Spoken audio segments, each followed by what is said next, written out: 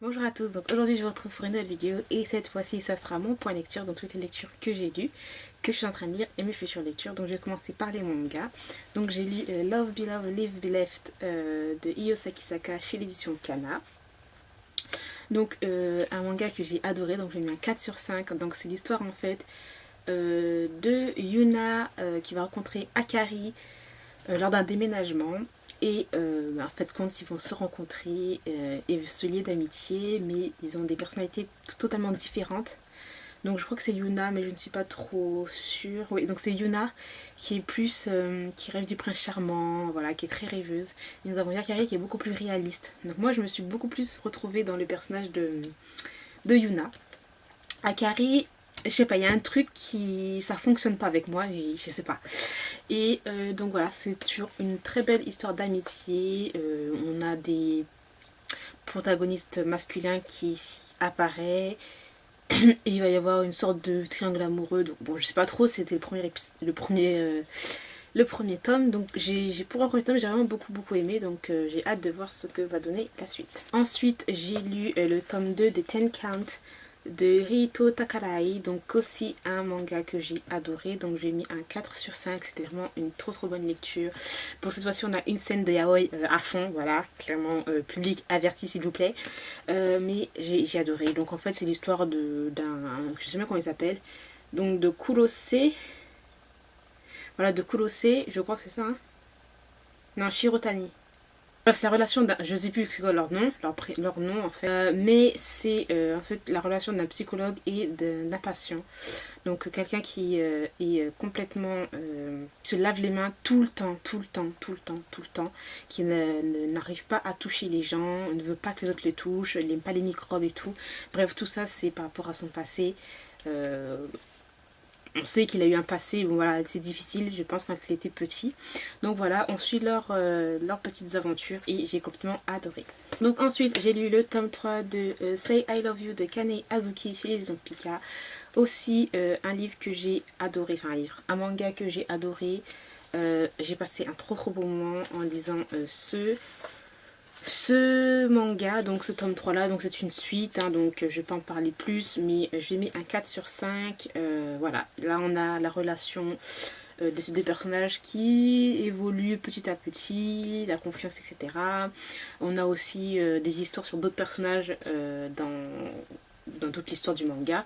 Donc voilà, j'ai vraiment beaucoup aimé. Ensuite, j'ai lu le tome 7 de A Silence Voice de Yoshitoki Oima chez Kiyun. Donc c'est fini, c'est le dernier tome et je l'ai adoré. Donc j'ai mis un 4,5 sur 5. Il était vraiment trop bien. Voilà, c'est une fin qui pour moi peut être ouverte et on peut faire des OAV dessus. Voilà, on peut faire d'autres trucs à partir de cette fin ouverte. Franchement, c'est un livre à lire, c'est vraiment trop bien. Bon, au début, j'ai beaucoup aimé parce qu'on parlait beaucoup de l'handicap, parce qu'en fait, on a une fille qui est sourde et muette et tout. Et après, au fur et à mesure des tomes, en fait, on retombe un petit peu dans les petits clichés des shoujo. Mais voilà, c'est tout petit, hein, tout petit pour moi.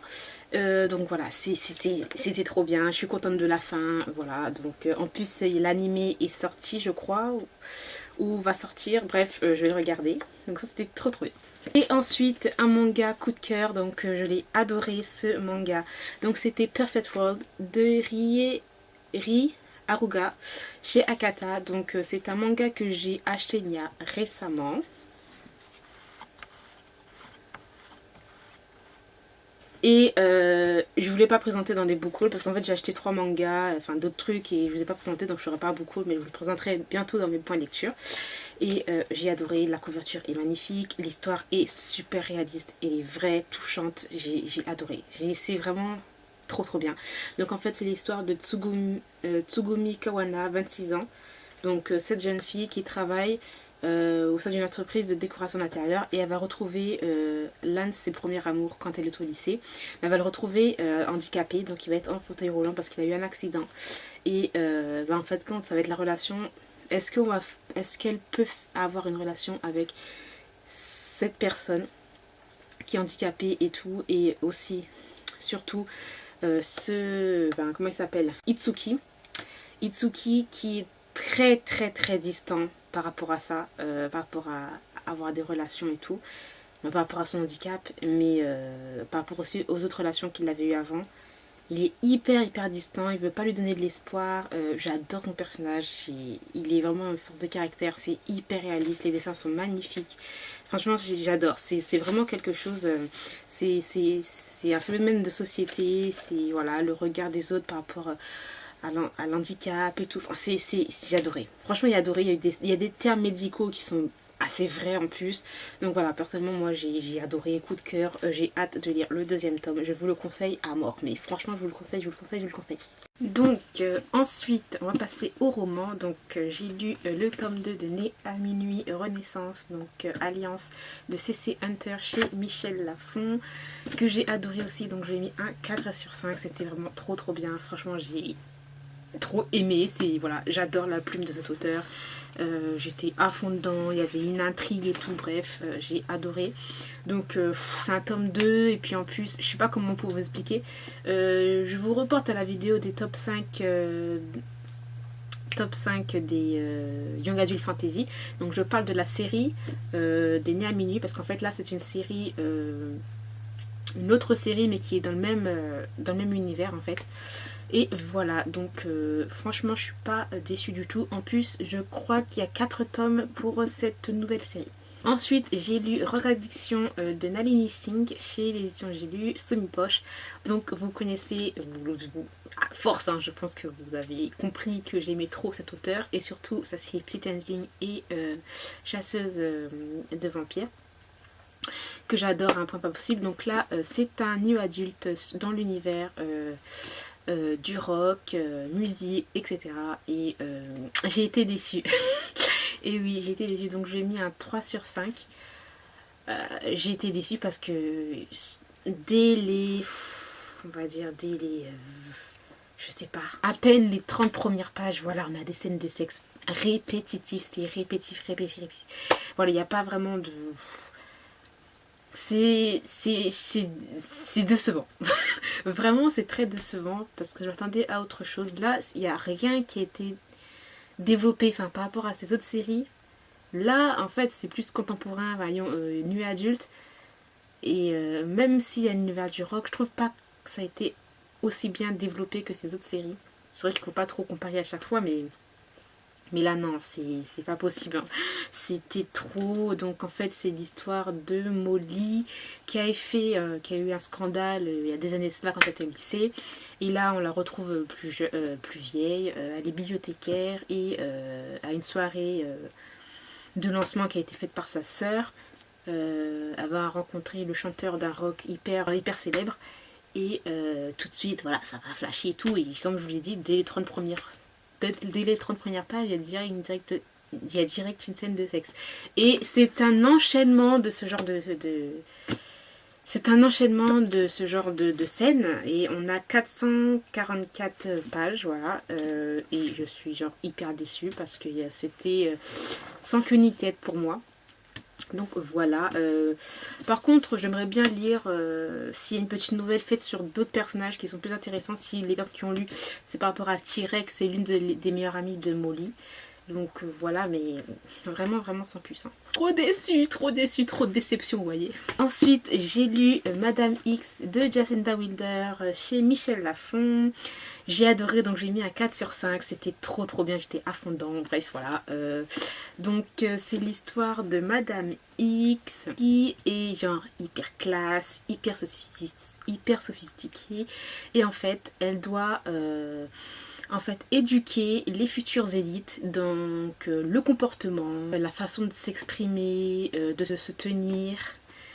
Voilà, donc c'est une, je vais dire comme si c'était une professeure, mais qui est hyper classe, hyper sexy et tout, et très mystérieuse. Et en fait, Madame X est sous le joug d'une personne, d'un homme, qu'il a retrouvé il y a des années de cela en fait.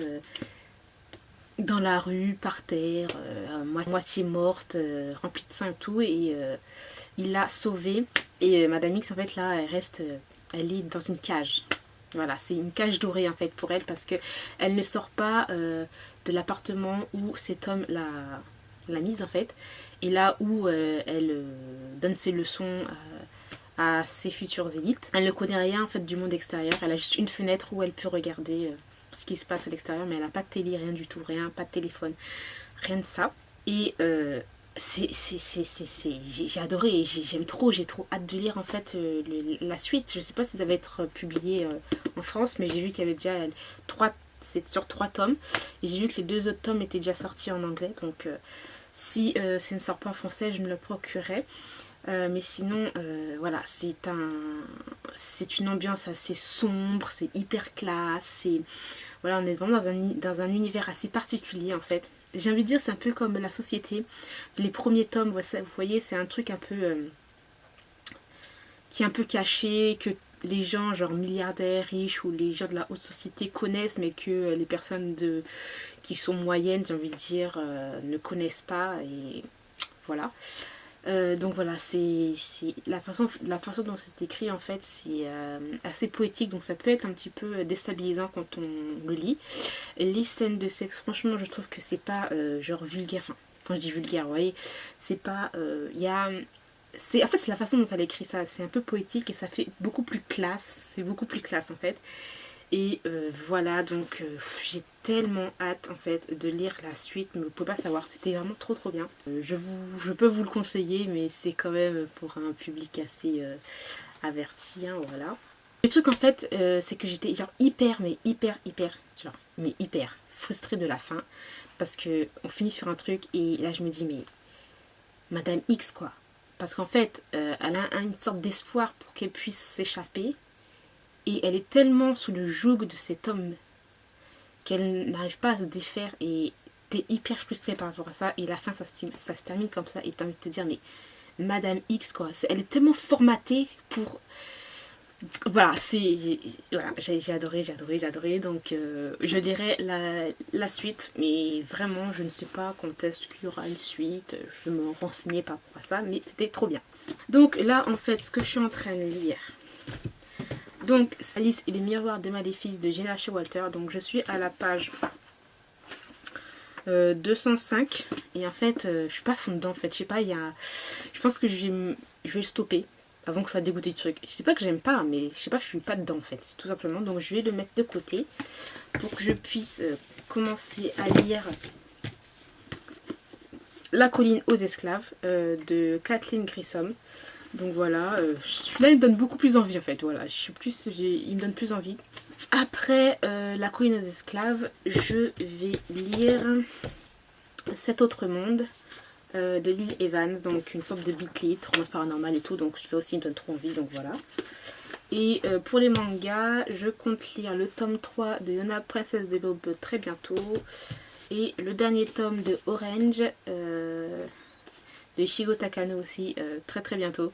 Vu que j'ai terminé déjà une autre série, donc The Silent Voice, et j'ai envie de regarder le live action en fait de Orange. Donc voilà. Donc j'espère que cette vidéo vous aura plu et je vous dis à très bientôt. Bye!